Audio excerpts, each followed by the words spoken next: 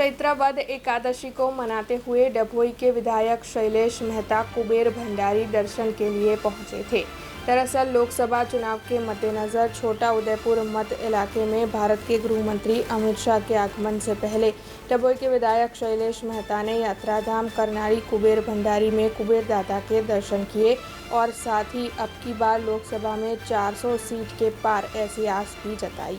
आज चैत्र वद વરુથીની એકાદશી વર્ષોની જે પરંપરા છે એ મુજબ આજે વદ એકાદશીના દિવસે કુબેર ભંડારીની પૂજા અર્ચના અભિષેક અને આરતી કરીને સમગ્ર દરબાવતી વિધાનસભાના લોકોની સુખાકારીની માંગ કરી છે અને મોદી સાહેબ જે સૂત્ર આપ્યું છે અબકી બાર 400 પાર એમાં સફળતા મળે એવી ભગવાન કુબેર ભંડારી પાસે પ્રાર્થના કરી છે।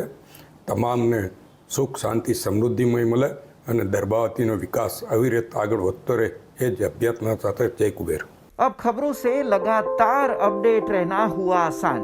BRG न्यूज आपके मोबाइल स्क्रीन पर आज ही BRG न्यूज की mobile app Google play store और ऐप स्टोर से डाउनलोड करें और खबरों से लगातार जुड़े रहें।